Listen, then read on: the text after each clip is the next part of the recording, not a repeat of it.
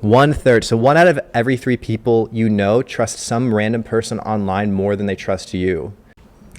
Hey, how's it going? In this video, we're going to break down the 2023 Shopify Ecom Trend Report. This is a super useful report that comes out every single year, and because Shopify has literally so much data from all the stores it oversees, it's really great to know what their insights are for the coming year. This is definitely more on a macro scale, so it's going to be super useful if you're a bigger brand owner, probably doing 50K a month or above, or a bigger agency owner doing 50K a month or above. If you're a smaller guy or gal looking for just a quick cheat or a strategy, this is not for you. We're going to be diving into more of the macro side of things. But without further ado, let's hop into it. And by the way, my name's Peter. I'm the founder of Idyllic Media, $8 million in ad spend, and we add an extra 2 to 3 million to brands' bottom lines in ARR. All right, let's get into it. I'm going to just leave the link in bio to this report. It's 60 pages, pretty in-depth, definitely good to run through. But yeah, I'll leave the link to this in bio. Of course, it's free. Cool. So I'm just going to cut through some main points here that I think are pretty good to note. Cool. So the first one is going to be that the average loss in USD in revenue for businesses due to the global supply chain disruptions in 2021 was 184 million. So because of that fear and because of all the losses that took place because of that supply chain issue, a lot of people are saying, and a lot of brands, and what Shopify is saying is that holding more inventory is basically a hedging strategy against like macroeconomic trends when it comes to dealing with issues of supply chain, right? So we saw a big trend of a bunch of brands, including Apple, trying to move production out of China. It's the same thing as trying to own the supply chain as much as possible, because that gives you a strategic advantage. When your competitor over here doesn't have stuff in stock and you do, guess who's going to get the sale? Obviously you are. So holding supply, actually having stuff warehoused, having excess stock on hand for brands that can afford doing that is a really good hedging strategy, and that's basically what this means. So this year, we definitely see that more brands are investing in inventory just in the future if there's supply chain disruptions, whether it be from oil, whether it be from pandemic, whatever, wars, like a million things can happen and cause it. That's going to be a hedging strategy against it, and it's going to be a really good way to have a strategic advantage. So yeah, supply chain management is key, and they talk a lot about that in the report. So we found that to be super usable, which is fantastic. Okay, there's a lot of other detail about the supply chain in here, but that's the only thing I'm going to cover when it comes to that. Cool. And I really love this here. What they talk about is adapting to economic uncertainty is the only sure strategy. So at the end of the day, like, the key, like when all of business is all about forecasting and trying to tell the future as much as possible, because that's what gives you a strategic edge, and people love predictability. But ultimately these days, the past couple of years have been very unpredictable. I think everyone can agree on that. So it's always about being flexible and being willing to change strategies very quickly to account for that, which is a huge thing when it comes to supply chain, pricing, shipping, so many things like that. All right. So another good thing to know is they're really reporting here that buyers are spending less and less often. So they are saying that cash flow constrained for 73% of brands that plan to rely on external investors in 2023. So we're just saying that it's definitely harder for brands to get investment, to get more money, to get more funding, etc.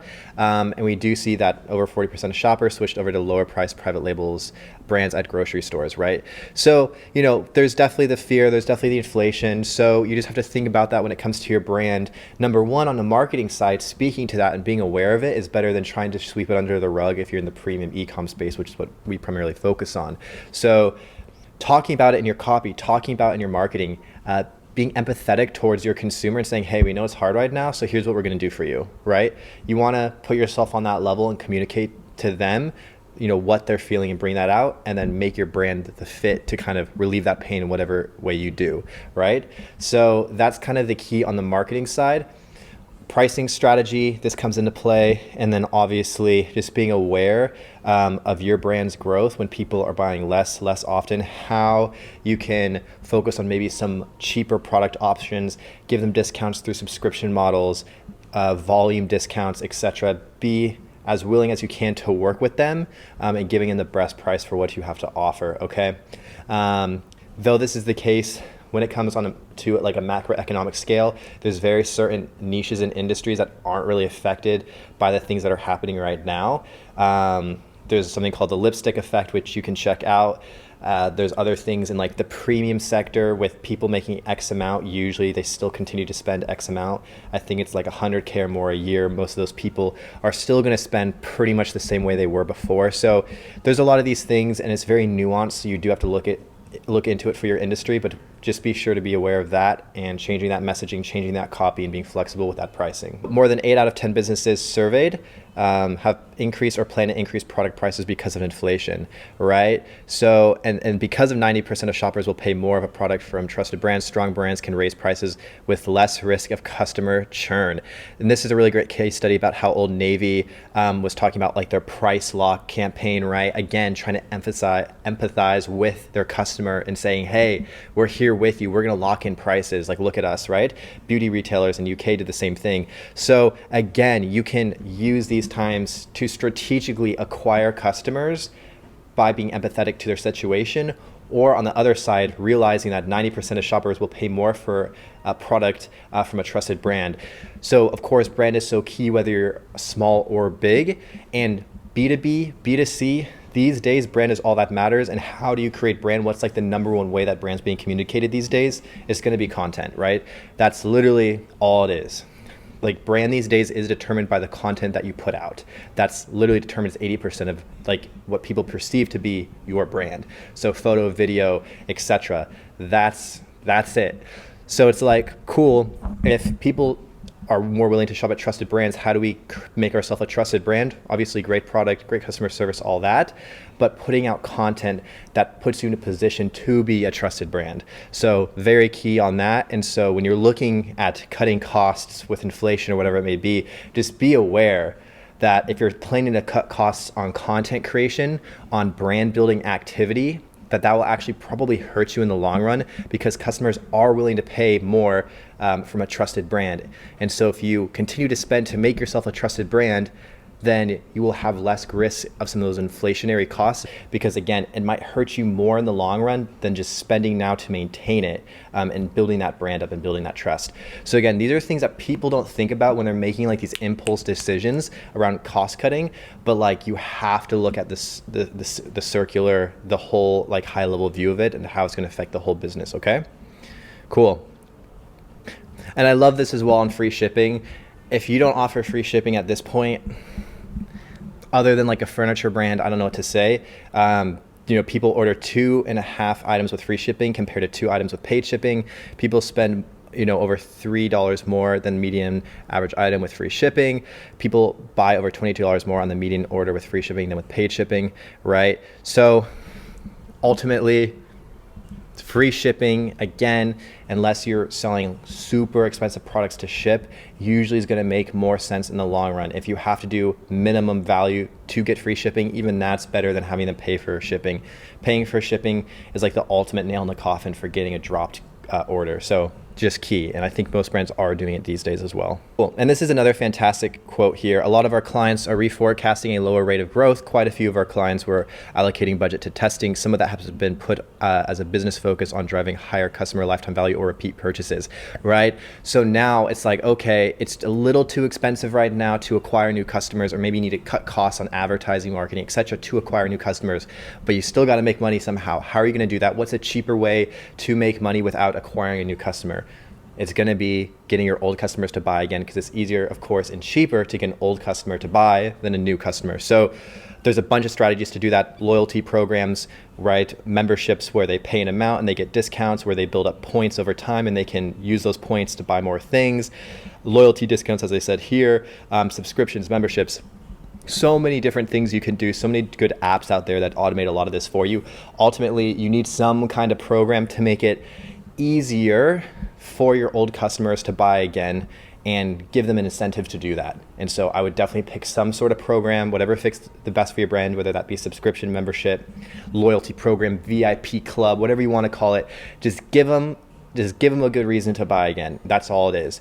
And that way it's going to be cheaper to get another purchase than it is, of course, to get a new customer. So make sure you utilize your old customers through using strategies like that.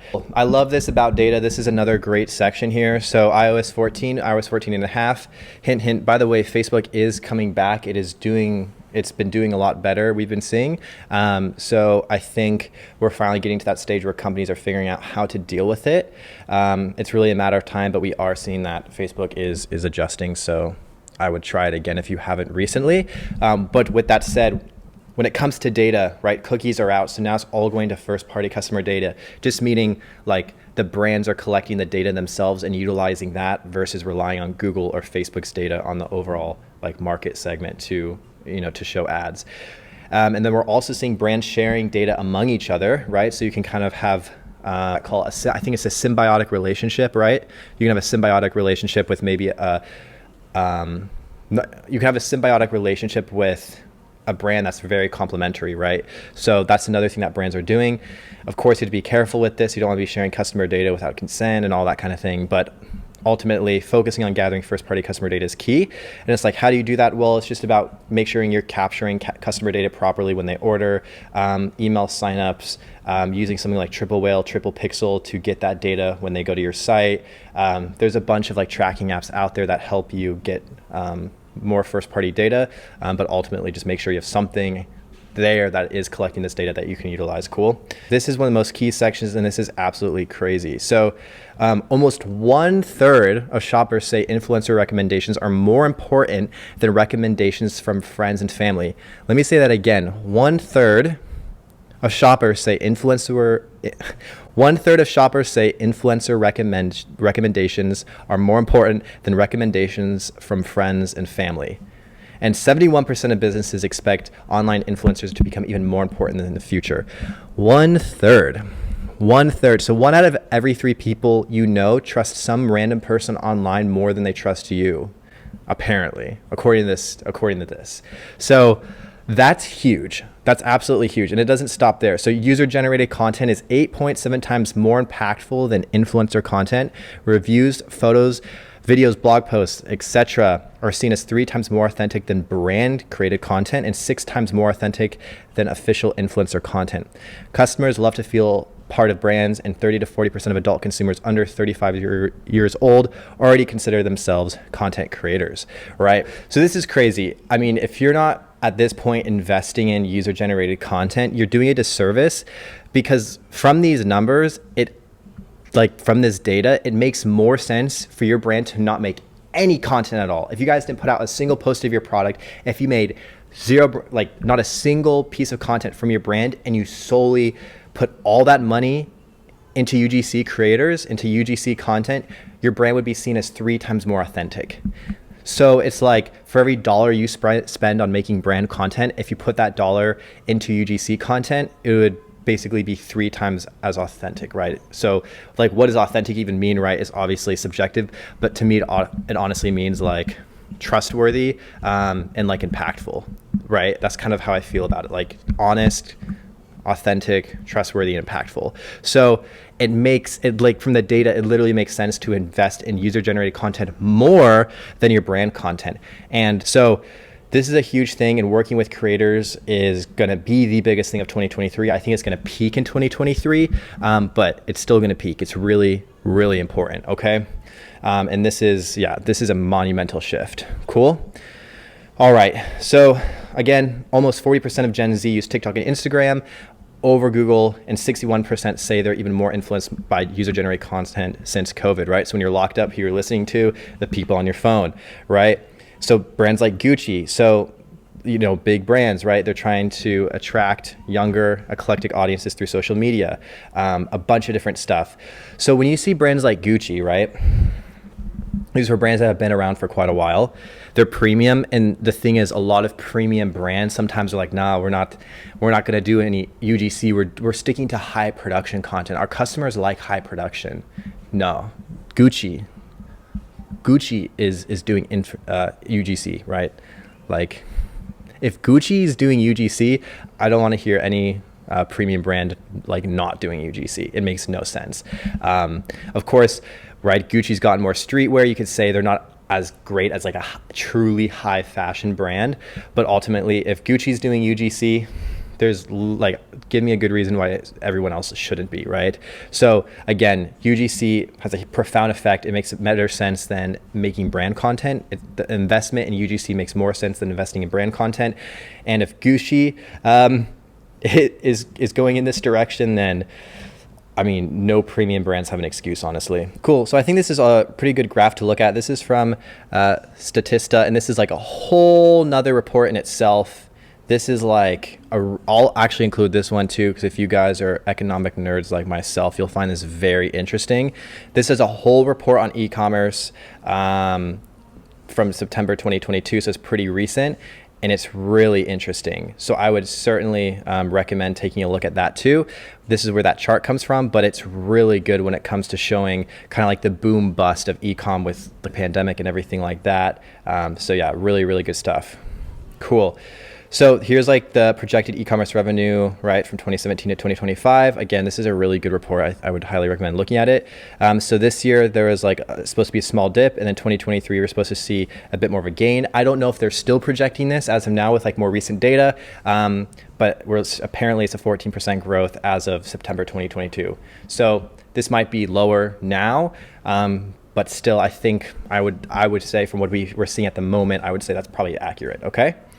Cool. So lots of different info in here, but ultimately social media is infiltrating every part of retail. So if you're a retail brand, you sell in store, social is still so relevant. How do people find out about you? Social. How do people buy from you? Now they're buying directly off social, right? It's not even like social media anymore. It's just like life. It's just like going and talking to people somewhere. Like it's literally just like, I don't even know what the word is. It literally is so all encompassing now. It's not even a separate thing from life. It's literally congealed into one thing. So yeah, social media for retail is incredibly important. And then of course you can see that social media ad spend just increasing over time as well. Just everyone's investing in it. What does that do? Increases competition, increases market saturation, prices go up, competition goes up. That's good for the consumer. It's harder for brands to stand out. So again, product is more important than ever. Brand message is more important than ever, right? All these things are key to success. So this is a kind of an interesting one as well. So like 75% of global business decision makers believe interacting with customers in the metaverse will become commonplace. This is an interesting take. I'd have to look in the source on this one. They have the source there. I haven't checked it out myself, but it's quite interesting. So I mean, in the future, if the metaverse becomes kind of like a widely socially acceptable thing, which I'm guessing how that's going to actually happen is there's going to be like a gen, like I don't even know what's after this gen. What are we on, Gen Z? What do you start at, Gen 1? Do you go into numbers after Gen Z? I'm not sure, but I think a couple generations, like maybe 2 generations ish, maybe 1 generation, there's just going to be a generation that's like just born into the metaverse. Like from an early stage, they start using the metaverse stuff, and then they grow up, and then the parents always copy the kids, right? So trends usually start at like a younger age. So like when you grow up with the internet, you're going to use the internet your whole life. If you're an adult and the internet came out when you were like 30, eventually you adapt to it, but like you're not going to believe in it that hard unless like you're kind of an early adopter tech person. Same thing's going to happen with the metaverse. The way it's going to go mainstream is 100%. It's going to be a young generation uses it in their day-to-day life every day. And then that's just going to spread into the parents. And then at that point, now it's just commonplace for the future generations. Like phones, social media, everything's been like that. TikTok's like that. It started at Gen Z, and now all the generations are really using it. Phones, kind of the kids kind of got into them. When kids are bored with phones, they're going to use phones their whole lives, right? So this is how that stuff works. And the same thing is going to be true for the metaverse. But a lot of businesses think it's important. Is it worth investing in right now? I would say no, unless your business is close to this industry, right? So if you're in the tech gaming niche, then it might be worth looking into it. If your target customer uses that stuff already or is interested in it, it makes sense. Otherwise, I don't think it's that important for now. That's probably like 10 years out. So it's all about being interactive with your customers, right? The more personalized, the more interactive, the more likelihood they're going to purchase, right? So chatting with customers in real time, using things like, chatbots, stuff like that is really becoming more commonplace now.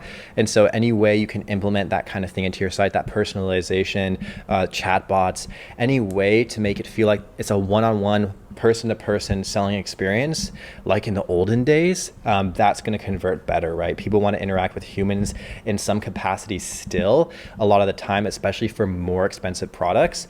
So having that one-on-one chat experience can really transform things. So if you're a premium brand and you don't have dedicated customer service reps like ready to chat, you're missing out. Like the sales potential and the conversion potential by having a real person on the other end that can chat with customers for premium brands, though it might be a bit more expensive, just imagine the conversion rate difference. Like the conversion rate difference would be absurd, right? So definitely something to look into if you fall into that category, right? All right, cool. Yeah, so this is really interesting as well. The amount of founders of big ecom brands I've talked to who are blown away that TikTok is the #1 app for consumer spending, actually every single one had no idea. So people spend a lot of money on TikTok and you're like, okay, why? Okay, so all time 20%, sometimes 48%, so pretty close. And then obviously rarely, right? So Instagram and Facebook are solid, right? Those are pretty solid. But ultimately, I mean, TikTok all the time is pretty crazy. I mean, that's a 4 or 5% lead, quite a bit below these, right? It's a little deceiving. This doesn't look that much more. This is like 6% here. But still, all the time being that strong is pretty impressive, right? That's pretty impressive for TikTok. And it's like, well, why do so many people shop off TikTok all the time? Like, why is there such a big drive? Is it because there's younger people on there? No, right? So it couldn't be because there's younger people on there because those people have less spending power. So that makes no sense. It's literally because of 2 reasons, right? It's the algorithm, the way it shows content to people. That's one. Number 2 is just that whole UGC content creator dynamic where you just feel like you have these trusted resources that are showing products off in an organic way. And what's the best way to show products off? According to this, it's going to be short form vertical content because that's all TikTok is. And that's where we see a 20% all-time social media shopping experience. So, I mean, TikTok wins for that. And that's why, again, we're very focused on TikTok right now because we see a lot of people spending money on there and they're spending a lot of money. And it's not only about TikTok, it's really just about short form vertical video being the best way to communicate content paired up with that strong algo promoting content based off interest, not your contacts. So a lot of people are going to be very surprised to see that. So pop-up shops are trending. I think this is a hot take. I think there's going to be a Shopify service that comes out soon.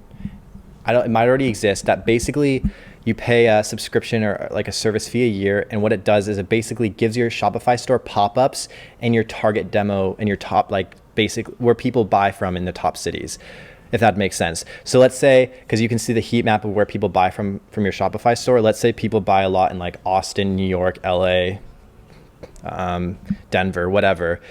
All this service would do is they basically like host pop-ups for you every year. They like put it on. You can like choose. It's kind of white labeled, so you choose kind of the layout, the aesthetic, etc. It'd be quite expensive, but you just do pop-ups in your top cities every year, and you just see how much attention and traction you can drive to these pop-ups, right? So yeah, I mean, we're working with a brand right now who's looking at getting a retail location. So retail locations become a competitive edge when you start out as an ecom brand, and pop-ups are a really great way to create that experience. Of course, super expensive, but I think there's going to be some services for Shopify specifically this year that are going to come out and kind of commoditize and white label that whole space and making pop-ups really easy for ecom brands. So if you're an agency looking for a new offer, that would be an expensive one to start, but it'd be pretty effective. Cool. All right. So I love this as well, right? So US mall foot traffic in 2022 is down further than 2021. Like crazy. You thought after the whole pandemic that people would be like in the mall shopping again, which they are, right? They're back more than they were. They're back more than they were on average, I guess. But still, people got used to buying online. Right? So the space has shifted forever. It has shifted forever. We're now at the point where it's like, so we're kind of used to this whole ecom thing now. So retail is just less important. Again, I think pop-ups and cool community events are a complete competitive edge. But in general, it's going down, right? Awesome, guys. And of course, we have all the reference material here, which is really useful. So yeah, lots of different insights from UGC being more effective to TikTok being a great platform to actually sell products on, to the macroeconomic climate. So I hope you guys found this useful, me breaking down some of the top points that I thought were interesting on the Shopify Commerce Trends 2023. Again, link in bio to get your copy. And then also I'll leave that other Statista link about the boom bust with ecom from kind of pandemic into 2022 and then projecting into 2023. Cool, guys. If you enjoyed this and you want more high level database insights breaking down stuff like this, go ahead, leave a comment, let me know. Otherwise, enjoy your holidays, spend some time with family, and I'll catch you in the next one.